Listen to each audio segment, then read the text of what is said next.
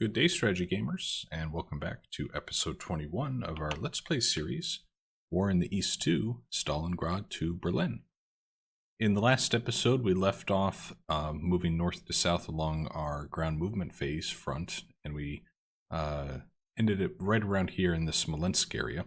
We're going to continue on all the way down to the end of our battle lines. Then we're going to do a quick review of supply priority, because it's just something we haven't really touched on yet. It's a pretty simplistic mechanic, but I think it's going to be easy enough for us to discuss it in this episode, as I'm expecting this one to again run a little long because we've had a lot of action going on our front line. So we had left off up here where we actually had taken some of these hexes. We'll turn on the battle review icon so we can see here. So we had actually pushed out the Luftwaffe Field Division out of this hex. And here we actually had, in the previous turn, the Germans had counterattacked us. We held the first attack. The second attack, we had 2 units rout and 1 retreat. So that was what happened there.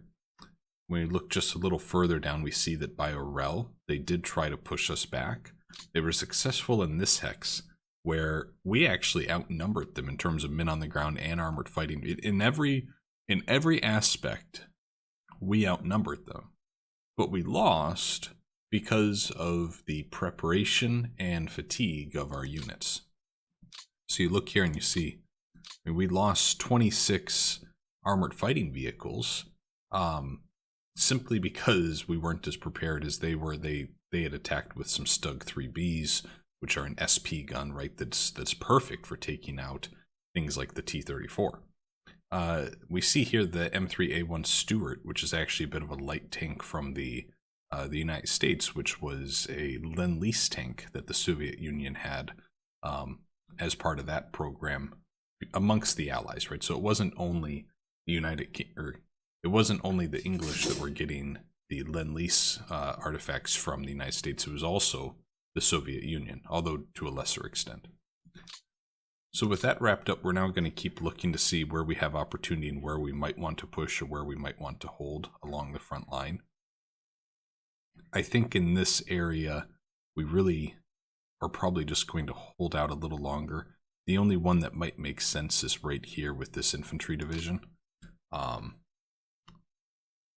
I think it's probably better to let some of these units recoup. But if we did the math right, we come out to be 26 to 10. We're just going to hold there. Continuing down the line, we don't really have too many opportunities here because they're pretty well dug in, right? 3, 2, 2, 3 for fortification levels, which really makes it more difficult to assault their positions. Over here in this pocket, maybe our only chance would be if we did move into this hex and tried to push through a little bit more, but then we run the risk of being collapsed and cut off behind us. We look at it, if we brought this 11th Guards unit up, and if we then said, okay, let's take all of you and attack, that's only 25 to 15, that's really not enough. So we're just going to leave them as is. We're not going to have enough then either here to go ahead and push. So I think what we might do, debating moving this 111th Rifle Division over to this hex, because I don't feel like they're going to leave this hex with a fortification level of 3 to try to stretch the line and make a push here. I don't see that as being something they might try to do. But if we can start to get in and behind these units, it's going to make them question whether or not they should stay here in their defensive positions. So I think we are going to move. Which of these do we want to do? I actually think we might move down to 322nd. And we're going to take the 11th Guards. And we're going to have you attack here. And they retreated. So that was a successful attack. Okay, now we have this hole in our line, right? So what we're going to do to try to make up for that is we're going to move you over. We're going to do this whole shuffling routine that we've done a couple times. Right, we're moving everything down the line here. And then we're going to take the... What is a good unit to get over here on this side? I think maybe this volunteer unit. Fatigue is a little higher. Yeah, I think we'll move them. So defensive value here is 24. So they're perfectly safe from any type of counterattack. Here I think we can take the 323rd rifle and we're going to move them up too. So our defensive value here is still 27. So really more than enough to fend off any attack here. So it weakens us for a possible counterattack into this hex in the future. But I think we're a little ways away from being successful there. And I think it might be easier to break through on this side where there actually are a couple points along the front where they really don't have that strong of a defensive line. And then that helps as well with our front on the Orel offensive, right? So with that, we'd end up at about 7 if we ended up attacking here. What happens if we move you up though? So that would be 8, 11, 11 to 4. So we're 3 to 1 if we attack there.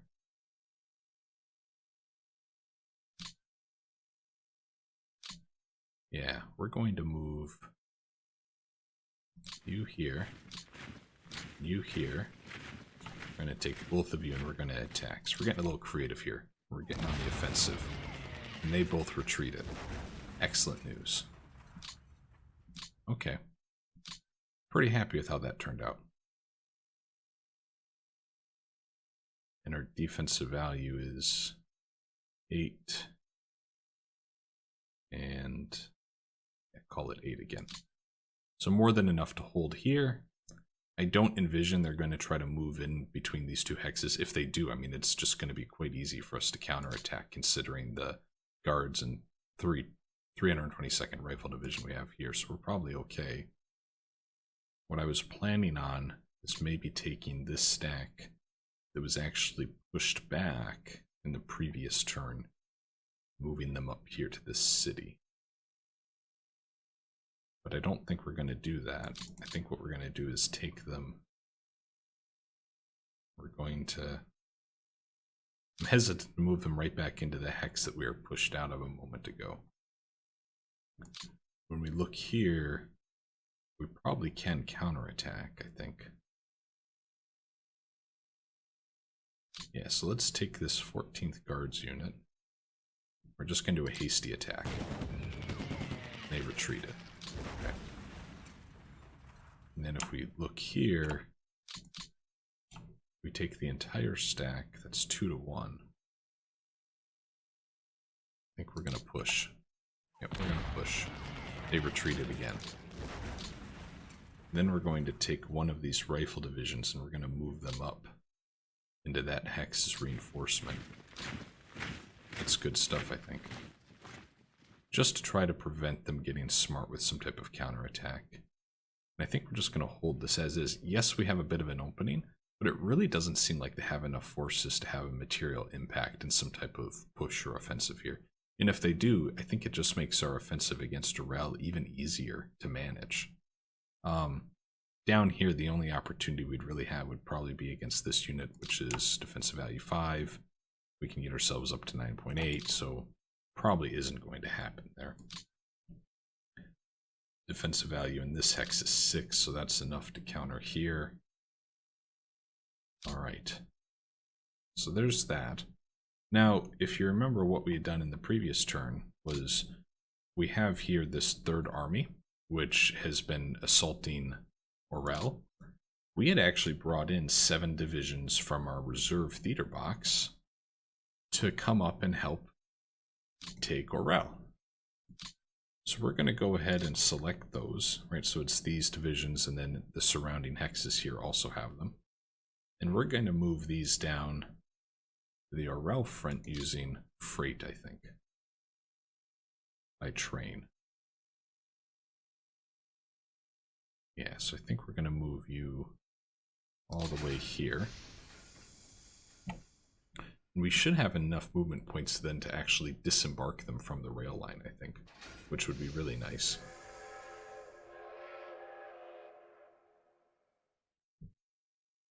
Let's see, though. We have just enough to unload them. So we're going to go... We're unloading them now. But they, of course, don't have any more movement points to move past that, which is fine. We're going to go back up to Moscow, and we're going to do this with a few more units. So we're going to stay in the movement by rail phase here. We're just going to move these up the line. Forgive me, as this is going to take just a little bit to go through all of them. Oh, you're not going to be able to disembark that turn, which is unfortunate. You'd have to be up to here to disembark this turn. I really don't want to keep them on the rail line, as it disrupts even more than what we're already doing. The supplies making it up here to the front. But I think it's going to be okay. So we're going to keep moving everyone up.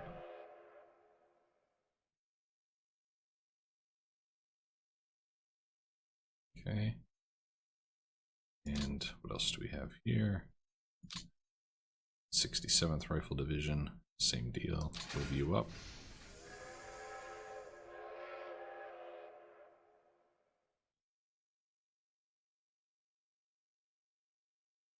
I think we have 3 more still to move. 194th Rifle Division. You can come up to there.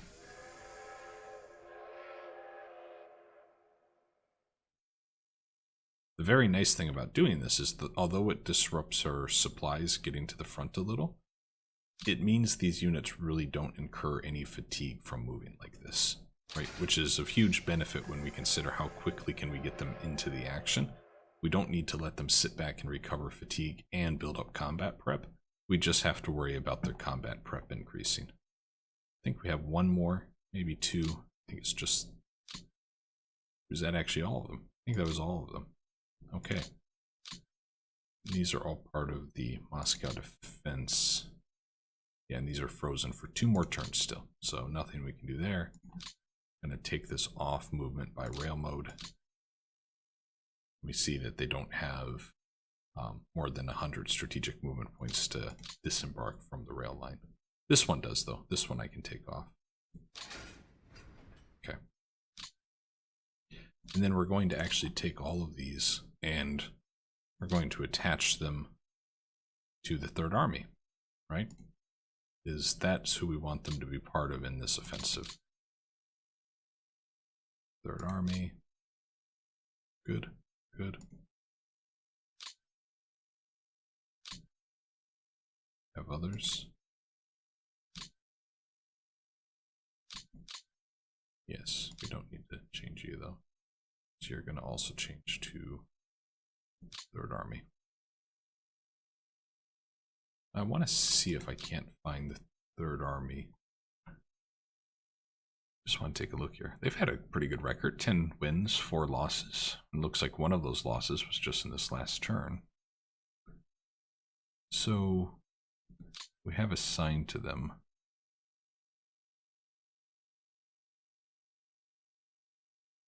31 units in total. A lot of brigades too. Then we have all of these rifle divisions. Regiments. Okay, fair enough.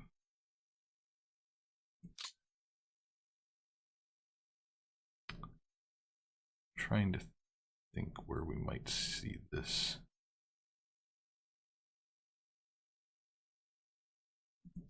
Let's do show subordinates.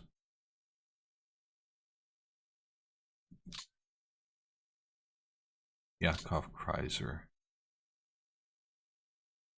Max Command, Corp and Army HQs. Don't think it's showing us here. I'll have to research this one offline, but what I want to see if I want to try to find out their command limit, if you will. I wonder actually if it's this icon right here, 28 to 18. I hope it's not, because if it is, that gives the impression that we're over the limit.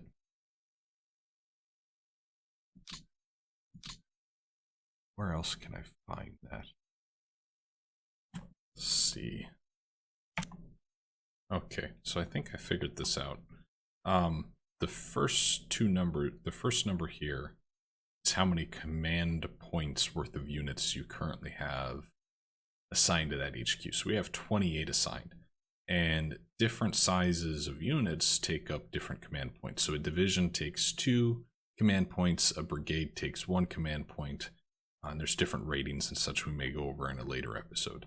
The second number is the command capacity of this particular HQ, which is just 18. So we are quite a bit over the command capacity of this HQ.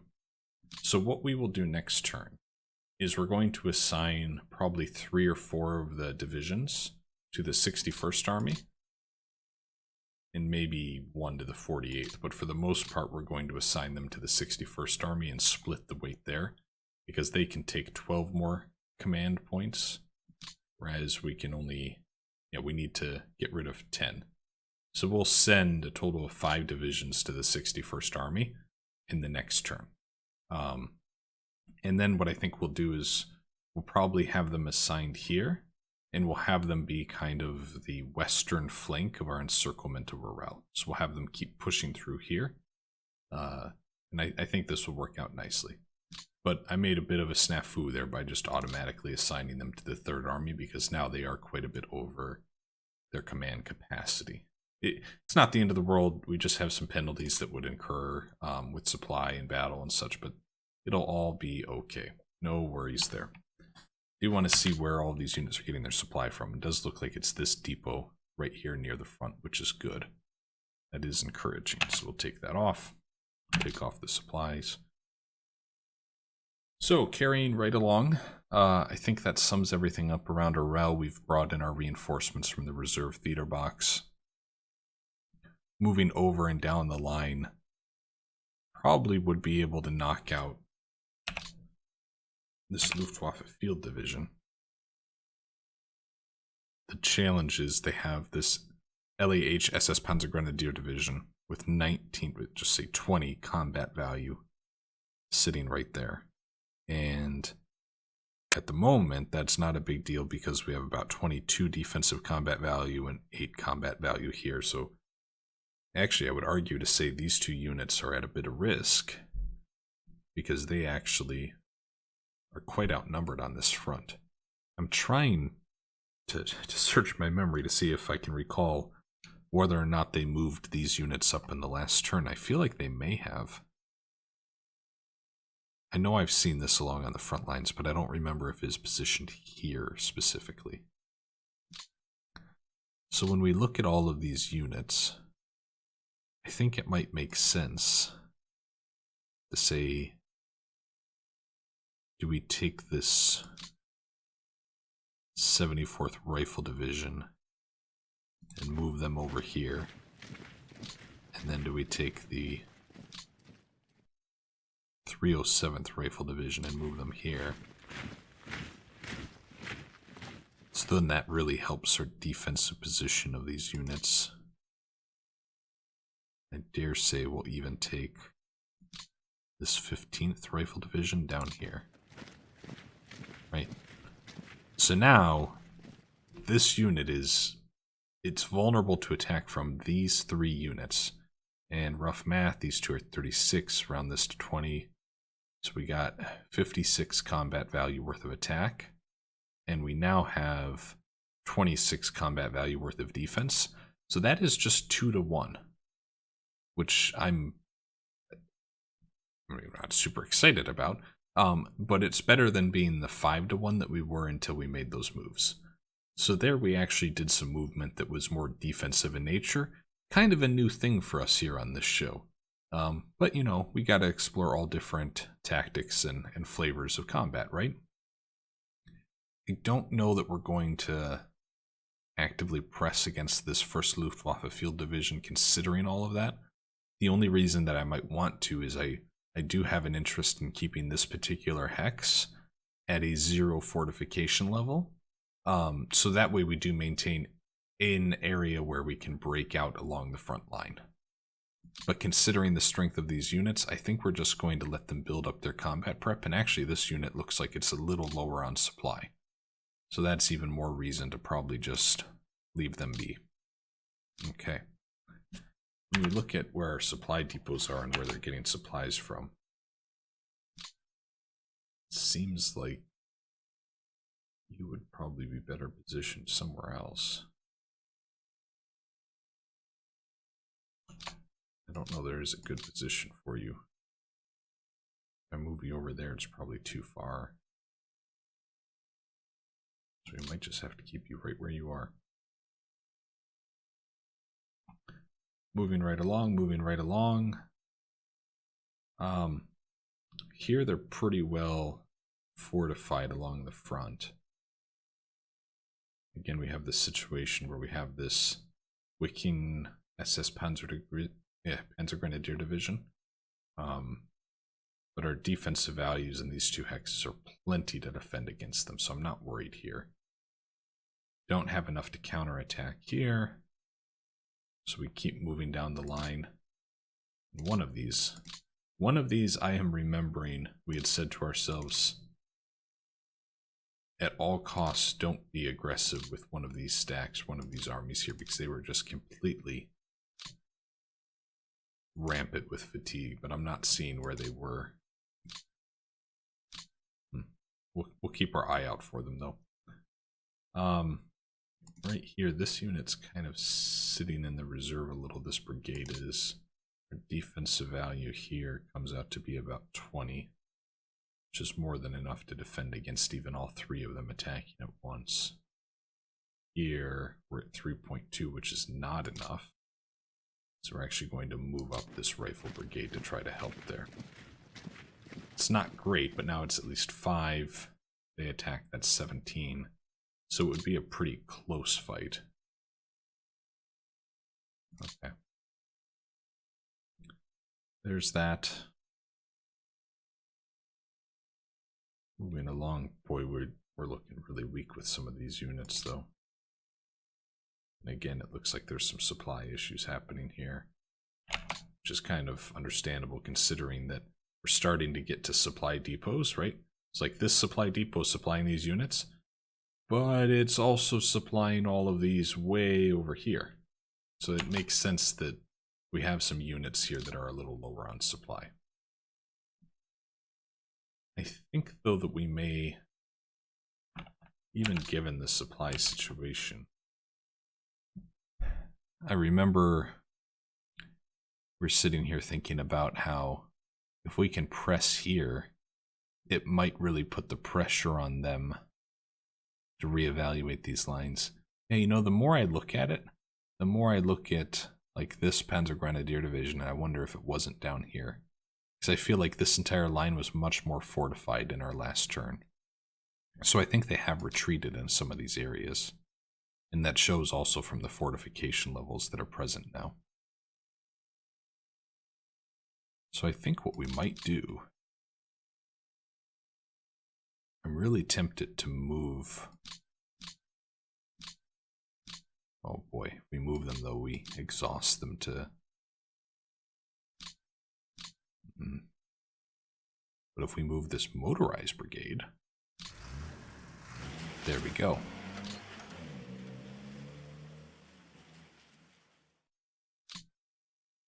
But now I really wonder what that is. That's starting to feel like a bit of a mistake.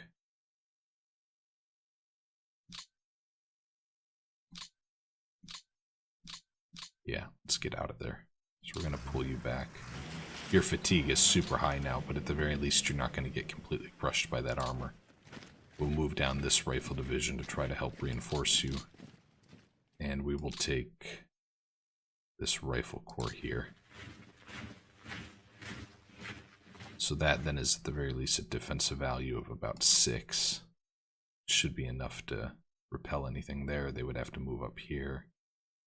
Okay, very well. We went just a little bit towards their front line, but not too much. I do think our area of opportunity is still going to be around these hexes. What I would do for some rail line connections, though. See, this is another one, kind of like we saw by our Leningrad and Smolensk fronts, that if we can capture this all the way down, right, this is then a depot of supply that we would have. But we need to push this entire front line back by approximately 2 hexes, right? Because we need a bit of buffer there too. I don't think we're in a position to do that this turn or next turn. The best case scenario here is probably that we attack this Flieger division, but even if we do, that's only 2 to 1. And we do have some supply concerns with, which one? The 6 guards. Yeah. We're probably going to leave that be. Down here, have the Polizei Infantry Division, so Police Infantry Division. Did they attack down here? They did not. There were no battles down here during the German turn. I'm wondering, looking at this here, if we don't move up 1. And one of the reasons I say that is they would have to cross a river to attack into this hex. So that's the only thing that gives me some comfort as I think about whether or not to move up. Here, wow. So they have a combined offensive combat value of 45. We have a defensive combat value of 5. So we're going to move you here. So now we have 18 to 45. We're going to move you as well.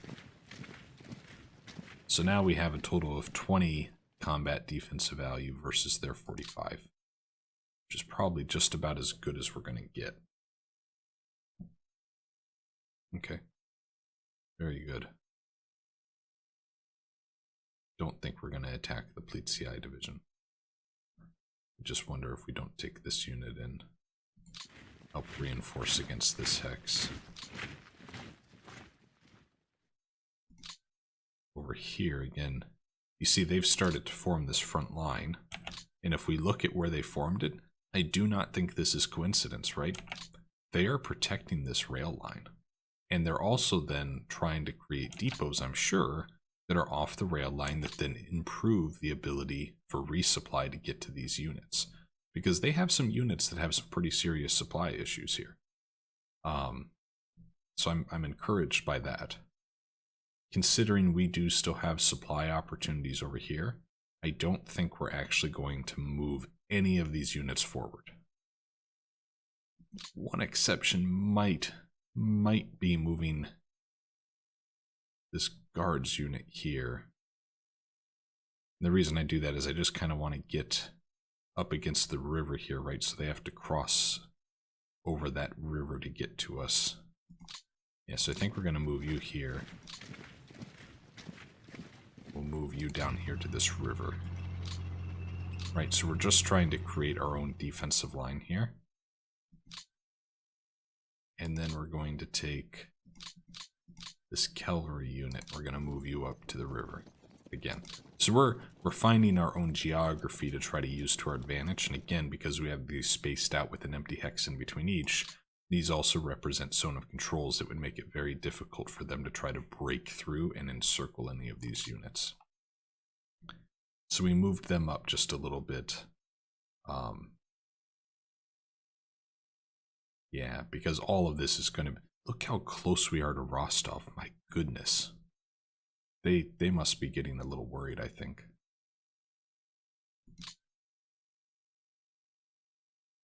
Even these units that say they're in a green position in terms of supply, look at them. They're still at 72%, 66%. Wow. Okay. Well, let's hop on over to Stalingrad. I actually need to take you off the train. Brought up one of those rail units, right, to try to help with rail repair. I think we might change... We're going to change you back to Stavka, just like this other one is.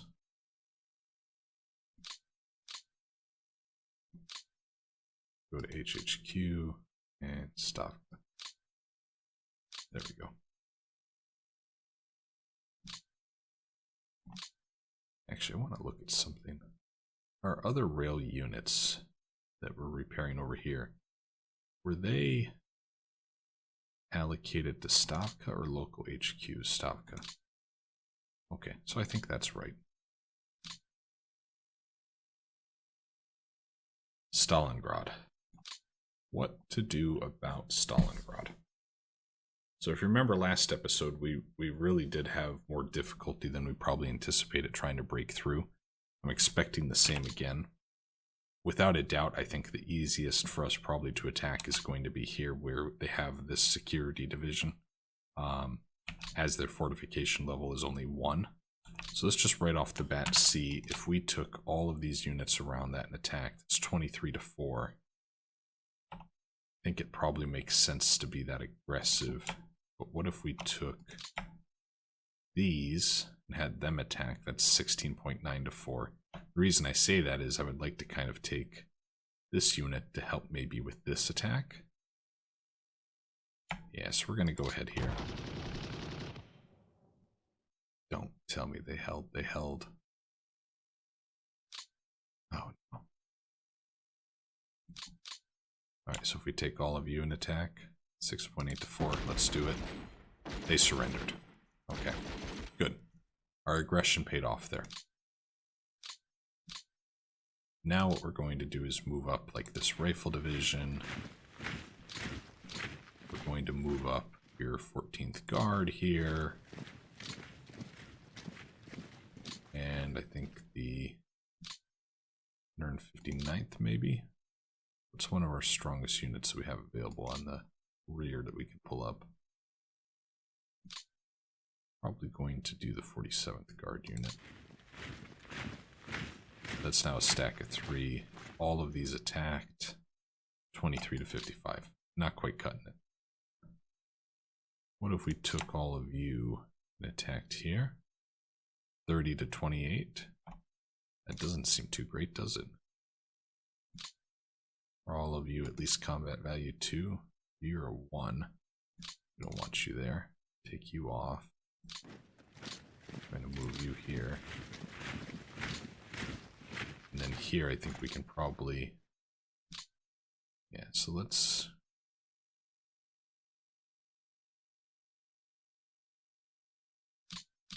I think we're going to move back to 308. We're instead going to take this 64th rifle down here. Now, if we look at it, 38-28, so we're getting better. We're getting better. Over here, we have this 4th Rifle Corps that is at combat value of 8. So we can find a way to get you up here. Let's move off the cannon. Move you up. Alright, what does this look like? 36-28. Let's do it. They held. We did reduce their fort level to 3. I mean, it's something, but just... Oh, it's so brutal. I'm gonna take our cannon, move you here. And then we'll take this rifle brigade here. We take both of you and attack.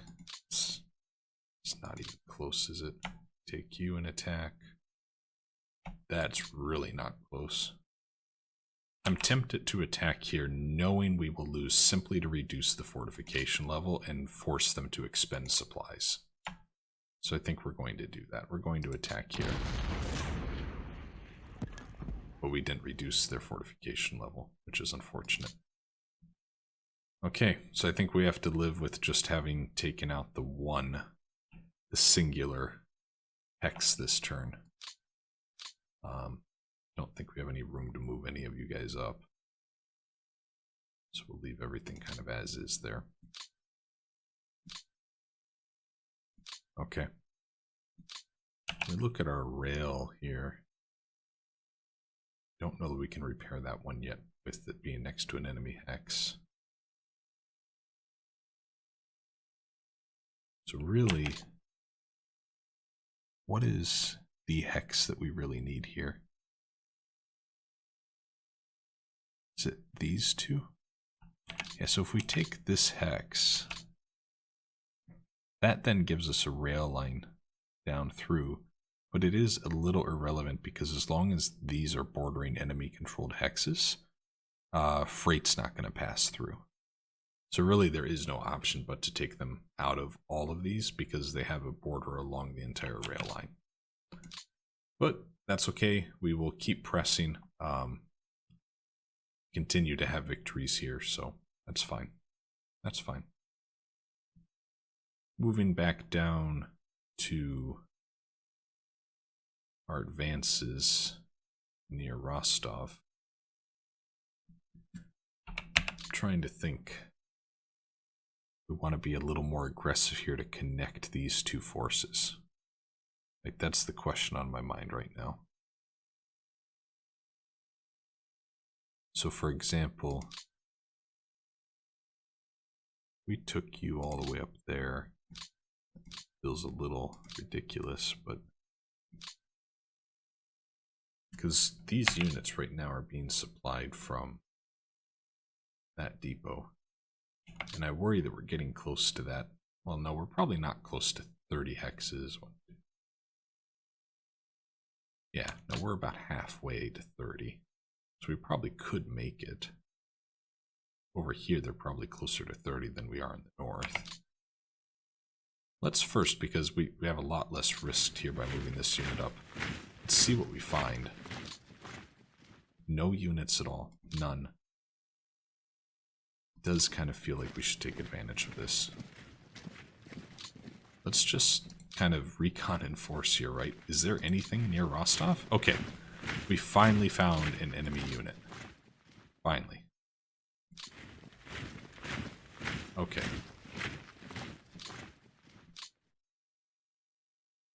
Well, yeah, let's get that guy some reinforcements, huh? This HQ unit, we're gonna move up. You are part of that army, so we're gonna move you up here. Taking Yisk.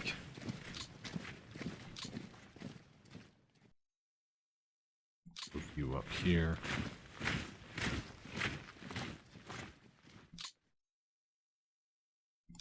Actually gonna take all of you, I think, a little closer to that front. So we'll let all of those move. You know, even though our supply is going to be very dangerous here, I want to at least force them to think about, okay, from the south now, what do they have to do to defend Rostov, right? We're asking them the question. What are you going to bring in to defend Rostov from the south? Maybe the answer is nothing. Okay. But we're putting some pressure on them.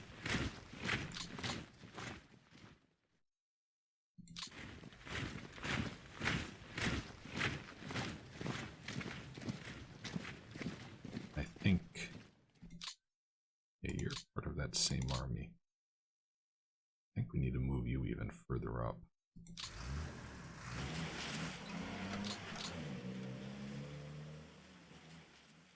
Let's take you there.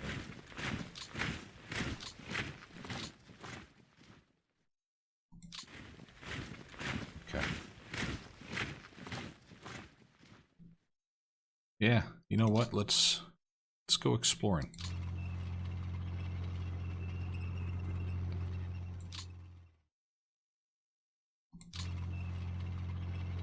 We have connected our two forces officially.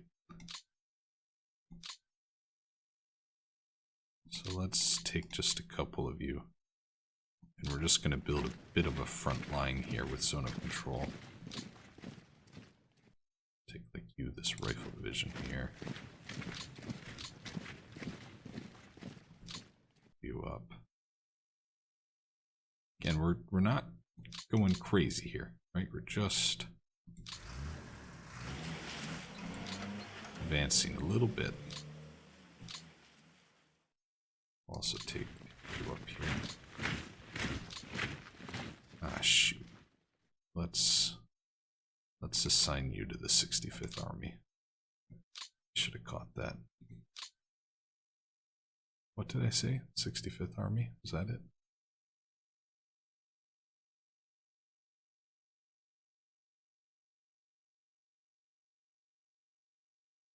Yeah. but it looks like you're already at or above your limit. Okay, we're going to do it. So you're now part of the 65th Army. And when we look at the 65th Army, we see they're over their limit. Shoot. Okay, so then we're going to take you, who are part of the 65th Army, and we are going to assign you to the... Oh, did it freeze on me a little there? This is the 51st Army. Yeah, so we can assign you two to the 51st Army. This way we don't have either army above their command limit. Very good. Very good. Okay, look at how all that's going. Crimea.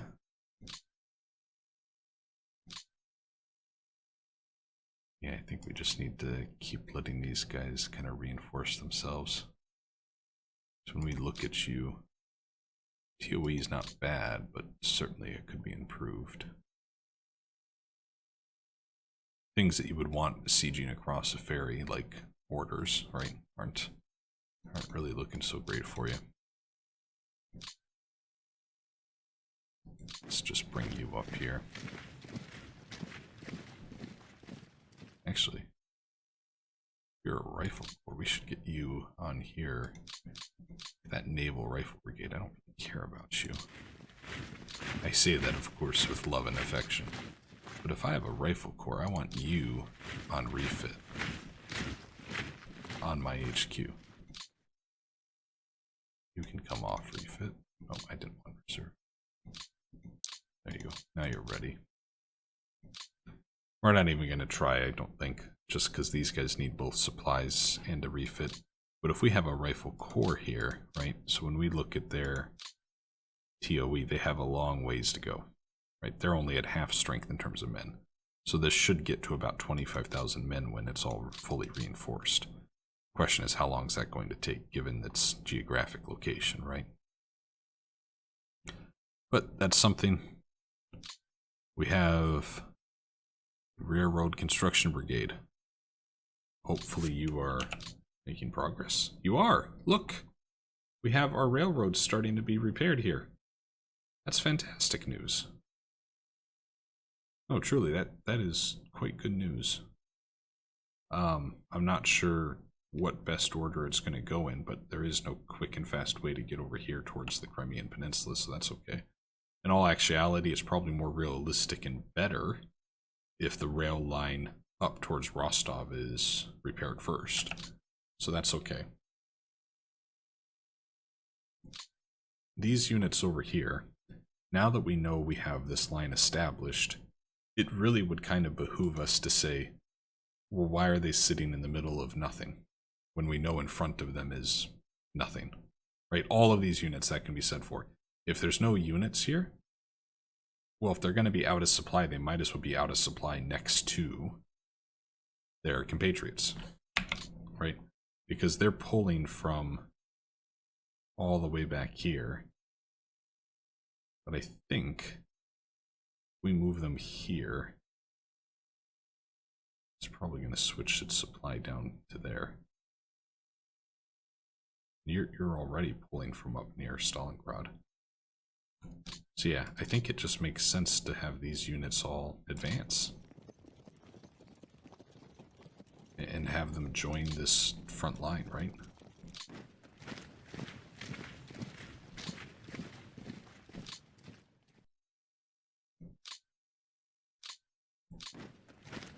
There we go.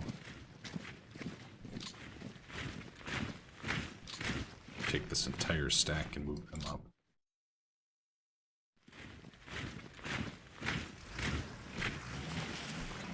There we go.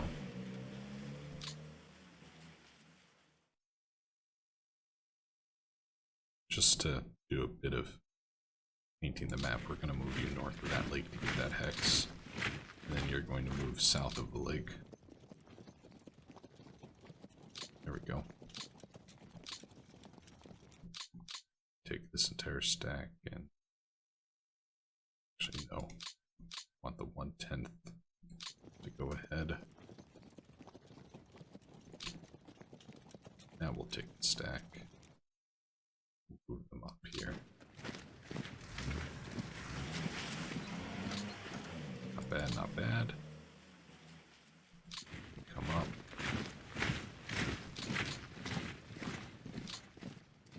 Same with you.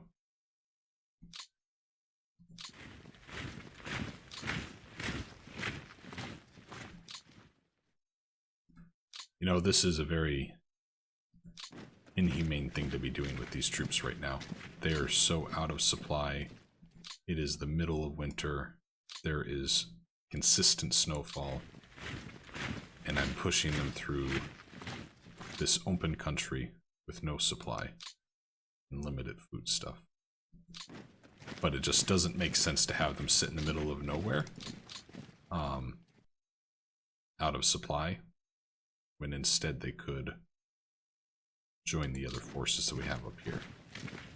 And still be out of supply, but at the very least, we have a more defensible forward line because of the amount of men we've thrown at the problem. Now you this entire stack. I wonder if maybe you're the exception. Or do we now bring you up for the assault on Rostov? I think we bring you up for the assault on Rostov. I think that's what we do. Yep. So we're going to bring them up. So hold with us here, as this is going to take a little to move up.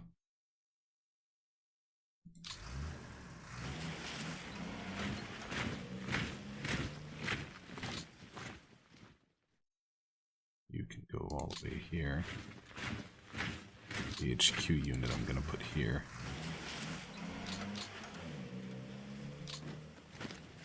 Excellent.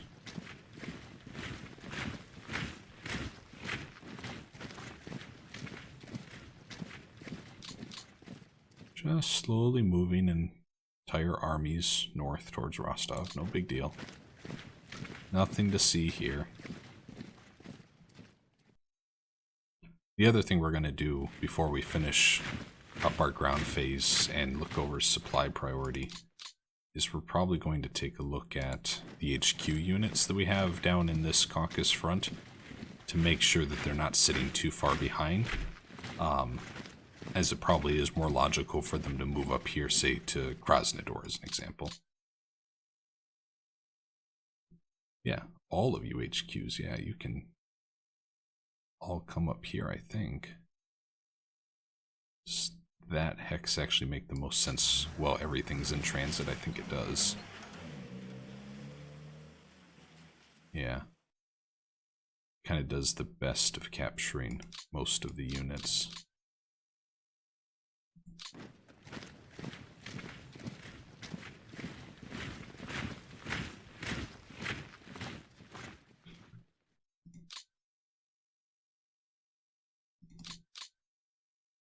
You can come up there. And actually, as I look at this, what I'm going to do, if I can remember, I should make a little note for myself. I'm going to take the 10th Guards and the 20th Guards, and we're going to move you down here, and we're going to have you assault Crimea. We're just going to throw men at the problem, because with those two, and this rifle corps even, actually, because then we can find ourselves in a position where we're just attacking with 60,000 men. And over time, we will eventually break them down. I think that's what we're going to do with those units. Okay. Well, that's settled then. You, the 5th Air Army, I think it probably makes more sense for you to, at the very least, move up towards Krasnodar. I think, though, the question is...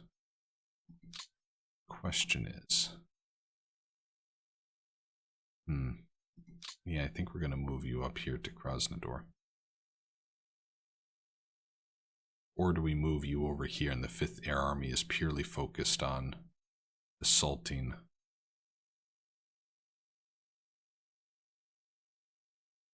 This is a tough call. I think I might move you over here to focus on assaulting Crimea. Yeah, that's what we're gonna do. Okay. Now we're gonna do a quick scan here. Black Sea amphibious. Well, hey, look at you. Target. Set new amphibious target. Yes. This is our new amphibious target.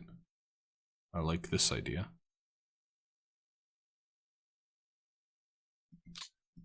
Exit the target screen.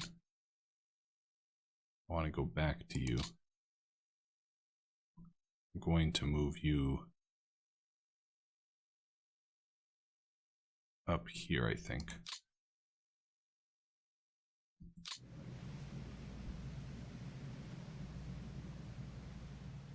And yeah, 20,000 men. I have not read or researched anything yet about amphibious assaults. I know just a little bit from War in the West, how it kind of worked. So I'm hopeful that it's similar in nature to that. And then we have the Black Sea Fleet Air Command. I think we're going to move you up here as well. Can you only move in water hexes? Can you not move along these regular road things? Oh, I see what I did. I was selected on that movement type. That's why. Okay. Well, yes, I think we're going to move you. Do we need to unload you then? Change target, set new amphibious target. So our new amphibious target is right here, Kerch.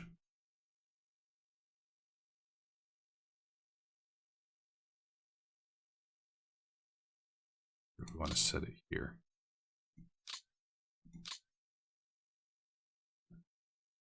We're going to set it behind Kerch, I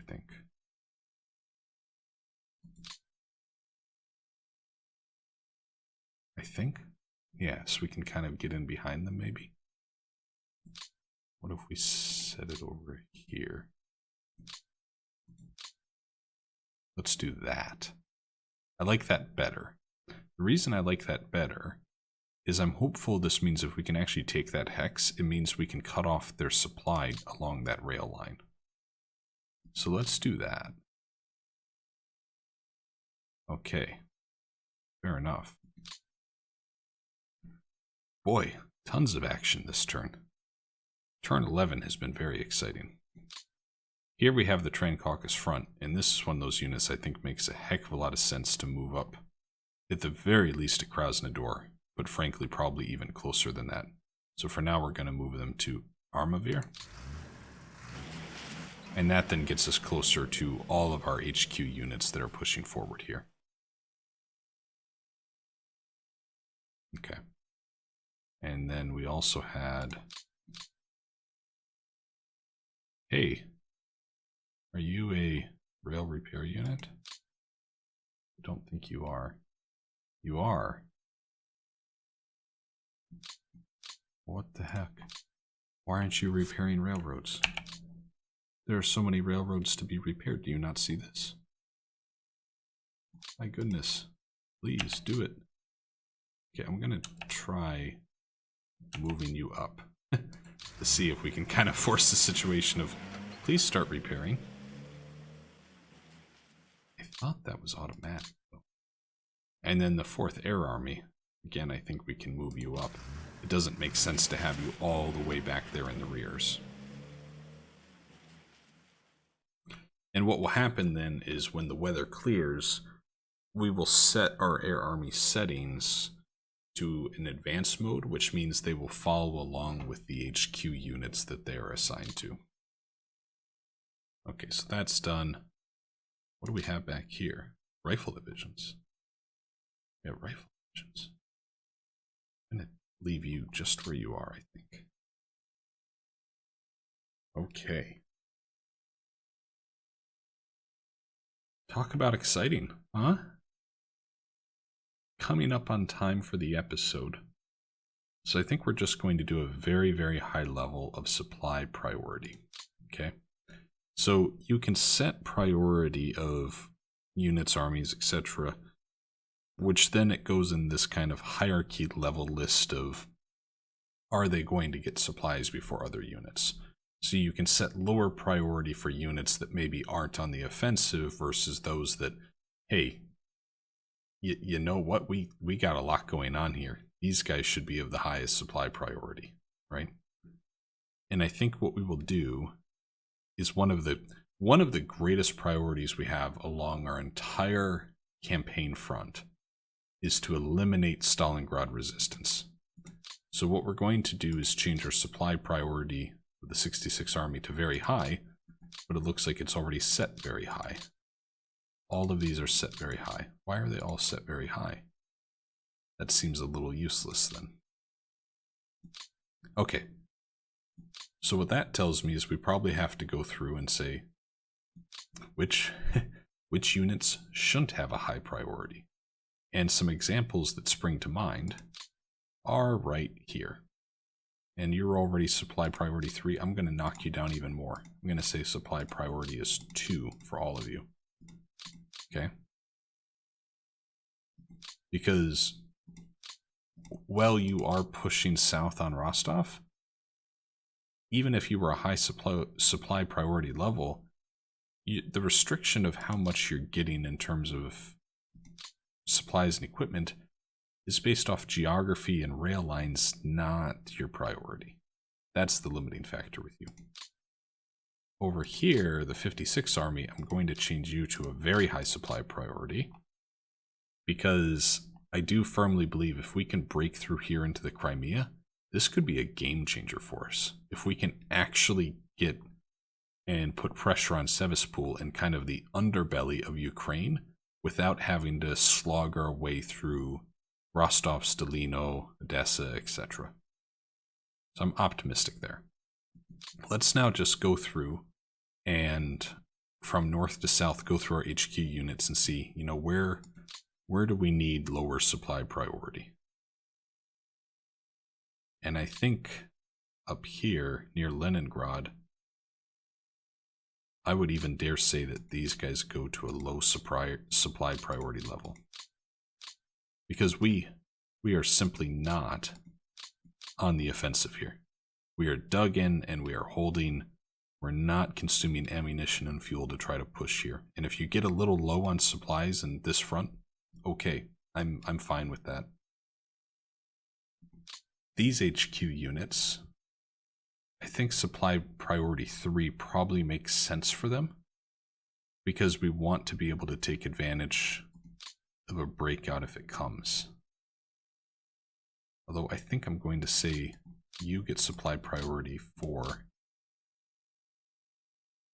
And same with you. You guys I'm actually going to take to 2.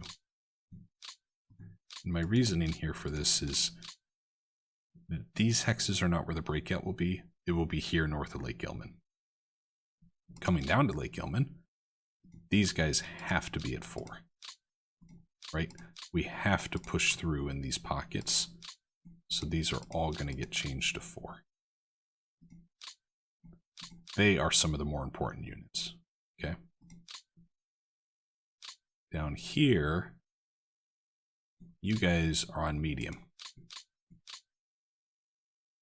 You're going to be part of the Riga breakout, so you go to 4. And I'm going to argue that you guys are part of that action too with Riga. So anything associated with pushing Riga is an automatic 4 in my mind. So that's the 5th Army, the 1st Shock Army, etc. You're all 4. You guys, you who have done next to nothing the entire game, you are low. You have also done next to nothing. You are also low. Your priority is just to be guns in foxholes and in trenches and just holding the line. You are not offensive units. These guys north of Smolensk, I'm going to put you at medium because I don't think the breakout is going to happen in the north. I think the breakout is going to happen here from the east towards Smolensk. Same here goes the 22nd Army. The 20th Army, I think, stays at 3. 33rd can stay at 3. 3. 3. That's all fine. Yeah, that's all looking good. I'm fine with all of that because you guys might actually break through, but it's not one of our focuses right now. Stalingrad is the focus, right? Stalingrad is the focus. Taking advantage of the 2 hexes we won in the last turn, that is a focus. You guys are not necessarily a focus right now. Going down this line. Yeah, so you're going to be part of the Arel push. I'm debating if you're very high or high. We're going to keep you at just high. Taking Arel is a bit of a luxury. It's not a necessity right now. Stalingrad is a necessity. You're going to be at 3 as well. Yeah, you're 3. You guys are going to go down to a 2.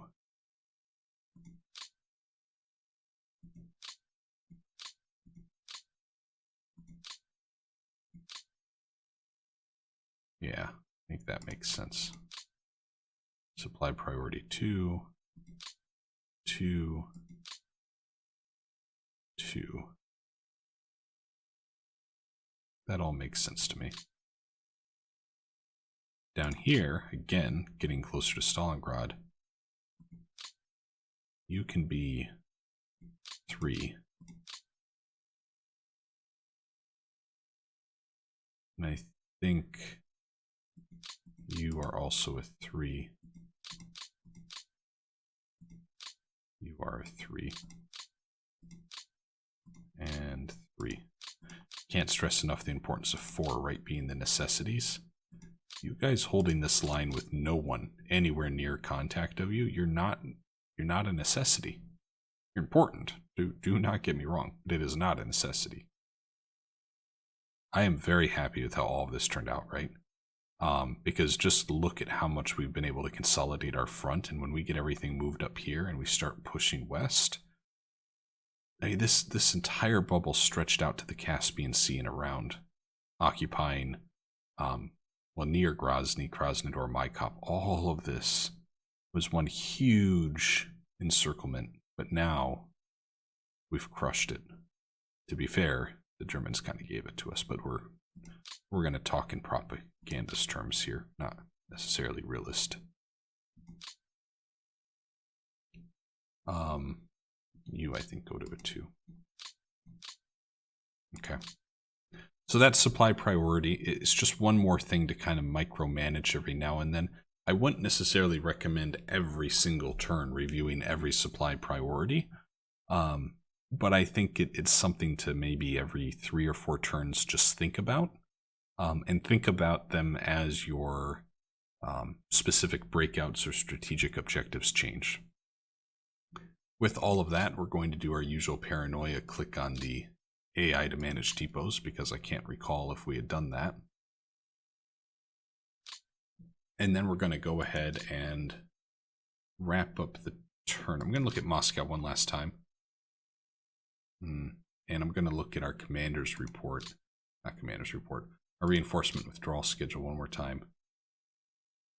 Yeah, okay, so construction brigades did get deployed, but they got deployed, so I remember we had put them out there. They got deployed across the map, though, which isn't really what I had anticipated. So where was that? 219. I'm going to click on the unit instead. Shoot. It's not showing me. So 219, 138.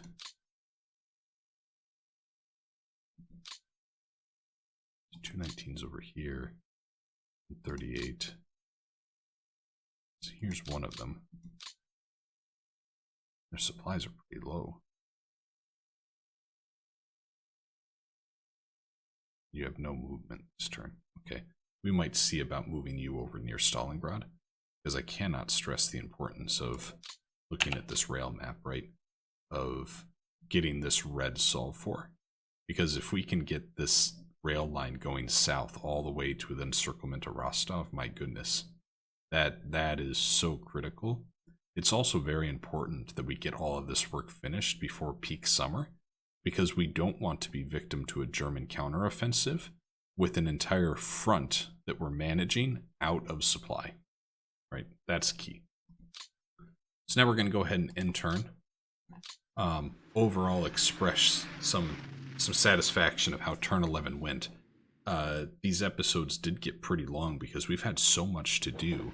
The improvement of our supply situations have really helped with our ability to respond to opportunities on the front line. And as that's going through and doing this air resupply, we do see, though, that it's still critical some of these areas we get relinked to the rail networks, so that way it's not this continuous struggle to maintain the offensive. The Germans are on the back heel. There's no doubt about it, and that is going to continue for, I'm going to guesstimate here, the next 2 months. I would expect that about 2 months from now, when we're getting into April, that the Germans are going to be in a situation where they are bringing so much to the front lines to prepare for counteroffensives that we may actually switch posture to defensive, and we may actually be pushed back a little. That's kind of my prediction. Again, I don't know if the AI is going to focus on trying to do one large push like historically the Germans did in Kursk, and there was kind of a split opinion amongst the German leaders at the time, military leaders I should stress, of is it more important to, in 1943, build a solid defensive line that actually has a chance of holding until factory production, technology improvements, and all these other things could maybe ramp up in Germany to swing the tide of war? Or was it more important to do one decisive battle? Decisive battles, they were always looking for them, like what they thought Stalingrad was going to be. Do they have the option to do a decisive battle, say near Kursk, where they might have the opportunity to break the Soviet line? And of course, what happened was the Soviets saw the buildup in the summer of 43 near Kursk, so they decided to build up their defenses around Kursk, and at the end of the day, it was a pretty big loss for the German war effort, and really that was their last chance, right? Once that had gone south, they didn't have an opportunity to again win the war. So 2 notes on that. The chances of Germany counteroffensive, having a counteroffensive all the way to, say, Moscow in our game, it's next to nothing. It's not going to necessarily happen. But to win, by the game's definition, they don't have to do that. They just have to manage victory points against different dates and time. So here they counterattacked. This is just north of our Smolensk, or south of our Leningrad front. Okay, so they pushed back this pocket. We knew they would do one of the two. Hold, please hold. I need these guys to hold out. Come on. Keep holding the line, guys. Oh, I think we did it. I think we held the line there in that hex south of Lake Ilmen. That's probably a game changer for us on this entire front. The fact that we held that hex this turn. Yep, look what they did. They're pulling back now because they couldn't knock us out. And we're holding up here north by Leningrad. Excellent news. We'd brought in a lot of reinforcements into that hex to do just that. And I spoke too soon. They pushed us out with the second attack. Looks like we retreated. This is north of Smolensk again. We held here. That's good. So we're again at about a 50-50 ratio in terms of wins and losses. We held one more time. That's pretty impressive. So they're still doing some reaction movements here. But back to my earlier conversation, what I'm really curious about is what path is the German AI going to take? Is it going to spend the reinforcements of the summer of 1943 to reinforce and to hold a very stable defensive line? Or are they going to do a large buildup to try to get one decisive battle or campaign series, right, around? I don't think they would necessarily replicate exactly Kursk, right? maybe what they end up doing is they build up the defenses of Rostov, right, and do this huge breakout all the way south, recapture the Caucasus region, and push north towards Stalingrad again. That could very well be how this all turns out. And it's one of the exciting parts, is not knowing how the AI is going to handle the pressures we put upon them. They're now going through and doing their AI air resupply. Looks like it's just about wrapped up. Now we're on to our logistics phase. We will then go over the end of turn summary and the news events and close out the episode. As I mentioned, these 2 episodes for turn 11 got a little long. Wow, this has been fun though. I hope you guys have been enjoying some of the ups and downs of this turn as much as I have. It's been a lot to manage too. It certainly felt like there's been a little bit more to always keep on our mind, right? We've got the reinforcements coming in. We have limits with our armies when we're bringing in from the reserve theater boxes to think about. Trying to remember, I should actually probably start a bit of a document to write down all of these strategies we're trying to employ. But it's probably a lot of the pull and tugs that the army offices of both sides faced during World War II on the Eastern Front, except extremely simplified with us having this one campaign map encounters instead of the logistics of tens of millions of human beings. AI phase is just about done, doing the last quick save here. Drum roll for end of turn summary. All right, I did like the look of this thing. I kept reading. Friendly losses at 55,000. Again, lower than kind of our average over the last couple of turns. 900 gun platforms lost. 510 armored fighting vehicles lost. That's the line where I kind of stopped myself, because that seems quite significant. That we continue to lose so much armor. And you see in the order of battle changes that net, even after we factor in all of the production we had, that we ended up losing 278 armored fighting vehicles. We only lost 30 airframes, which is fantastic news. We had a net positive change of 15,000 men on the map, whereas the Axis forces had a net change of negative 6,000. So in the previous turn, there was a total switch of about 110,000 men, I think it was, where they had lost 55,000 about. We had gained about 55,000. Here that swing is only 20,000, but still significant. We saw positive growth of 860 gun platforms. Germans saw 167. Armored fighting vehicles 278 to 57. So they're starting to net lose some as well. In airframes, we were positive 274. So we continue to see that buildup of our Air Force. Here's the really good news. 76 of our units are on low supply.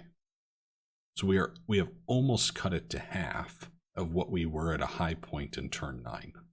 So I think that's some really, really good news. Yeah, good. That's the turn summary. Now we take a look at news events. So it looks like this is about the RAF doing long-range bombing missions over Europe. So it looks like it's impacting their manpower, which probably explains a little bit of their total net loss in men on the front, or on the map, excuse me. And then we see that partisan activity continues in German-occupied Soviet lands. So I think we're going to have a lot to review in turn 12 as well. I think turn 12 is going to be just as exciting as turn 11 was. I look forward to going over those episodes with you. As always, thank you for giving the series and the videos a watch. Should you have any questions, comments, or feedback, I'd really love to see them in the comments section, and we'll do my best to address all of their questions that you may have. And then if you can, a like or a subscribe really helps the channel get the name of this game out there. And again, provide a bit of an introduction to players who might otherwise look at this and go, it's just too much to try to tackle. I hope this is a bit of a practical proof or demonstration of the ability to pick it up and just slowly introduce yourself in your own way, different mechanics turn by turn, and still have a very enjoyable grand campaign here. With that, thank you so much, Strategy Gamers, for your time today. I hope you have an excellent one, and we'll see you. Bye now.